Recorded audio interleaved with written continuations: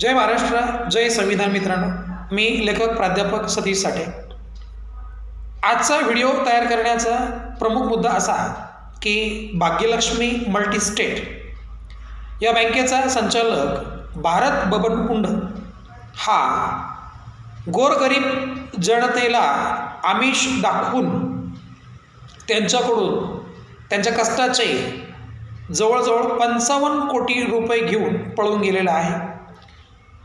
मागील महिन्यात 27 तारखेला तोफखाना पोलीस स्टेशनला सर्व खातेधारकांनी तक्रार अर्ज दिले, परंतु तोफखाना पोलीस स्टेशनने त्याची कुठलीही दखल घेतली नाही.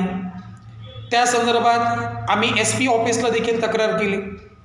SP साहेबांनी तोफखाना पोलीस स्टेशनचे जे अधिकारी आहेत त्यांना फोन करून कळवलं की तुम्ही लवकरात लवकर गुन्हे दाखल करून घ्या, परंतु गुन्हा दाखल करण्याची प्रक्रिया तोफखाना पोलीस स्टेशनला शेवटपर्यंत नाही झाली. जेऊर शाखेच्या काही खातेधारकांनी MIDC पोलीस स्टेशनला तक्रार अर्ज दिले. तिथे काही राजकीय नेत्यांची मदत घेऊन शेवटी तो गुन्हा दाखल झाला, परंतु आत्तापर्यंत कोणत्याही गुन्हेगाराला अटक झालेली नाही आहे. ते सर्व उघड मातेने फिरत आहेत आणि पोलीस आपलं काही करू शकणार नाहीत, ठेवीदार आपलं काही वाकडं करू शकत नाहीत. या प्रकारचा स्वाभिमान, या प्रकारचा इगो, गर्व आज त्या लोकांना आहे आणि याचं एकमेव कारण आपलं पोलीस प्रशासन.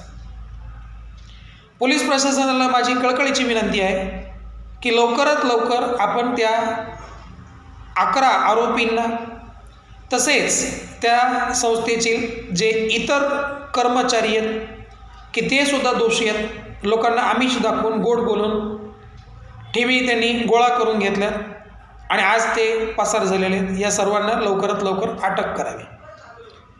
अन्यथा भाग्यलक्ष्मी मल्टीस्टेटचे सर्वचे सर्व ठेवीदार 2 ऑक्टोबर 2024 या दिवशी आम्ही आमरण उपोषणासाठी बसणार आहोत. तसेच SP ऑफिसला निवेदन देऊन मोठं आंदोलन या खातेदाराकडून करून उभं केलं जाणार आहे.